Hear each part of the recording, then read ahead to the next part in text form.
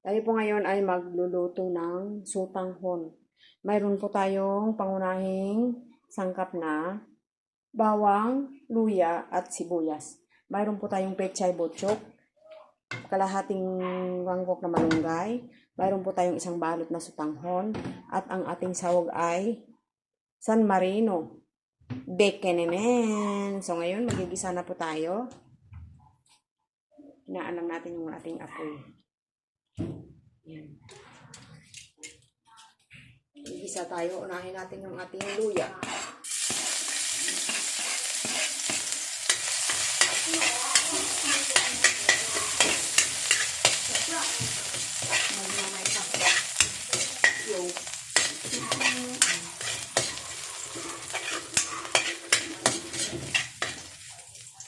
Sunod natin ang ating bawang.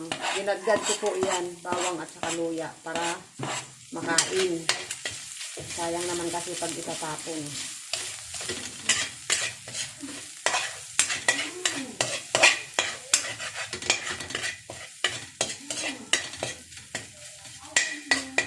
Sunod natin yung ating sibuyas.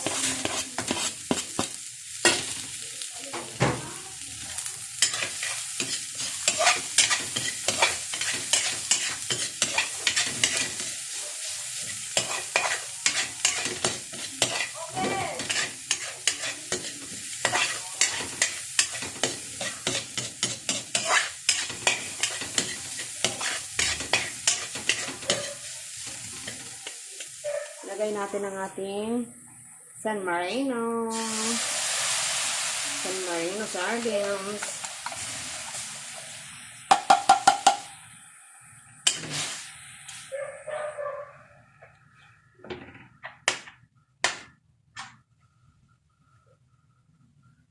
Lagyan natin ng sabaw.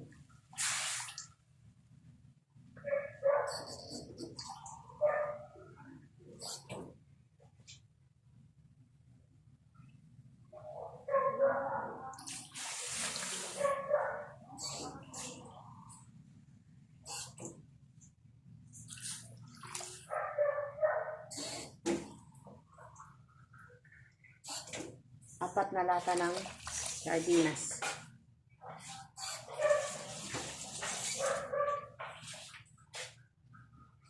Hintayin natin kumulo.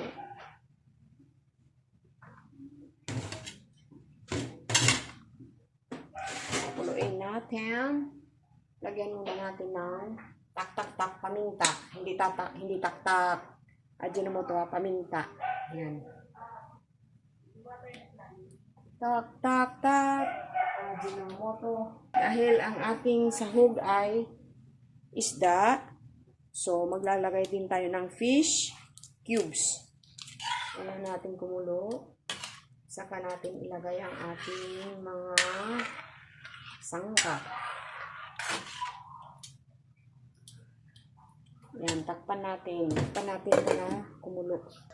Yan, kumukulo na ang ating sabaw. Ngayon, tikman natin kung ano yung lasa ng ating sabaw.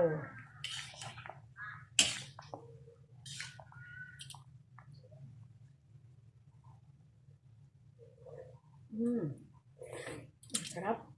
Sumarap. Para magkaroon ng kunting kulay yung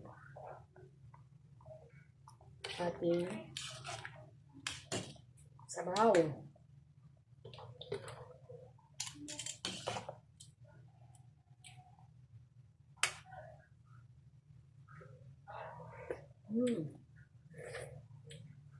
Kanamit gid.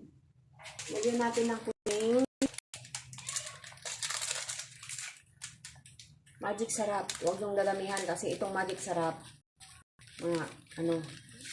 maalat din yung magic sarap. Ipapaalat din yung magic sarap.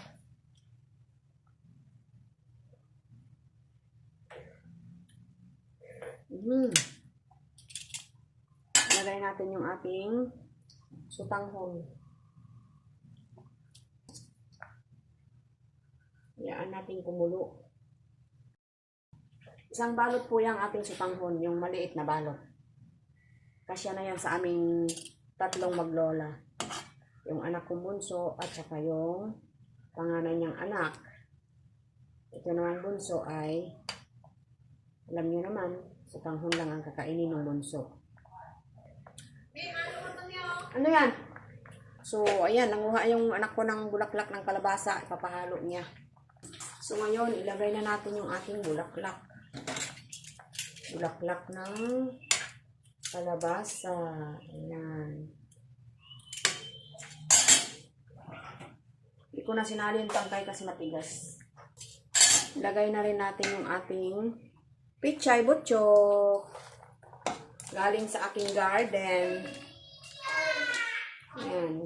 Lahat ng sahog na gulay ay galing sa aking garden. Yung malunggay, galing din yan sa aking garden.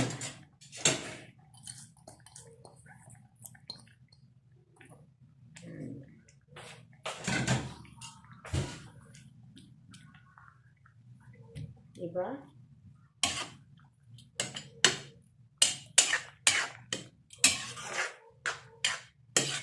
Lahat ng gulay na yan ay galing sa aking garden.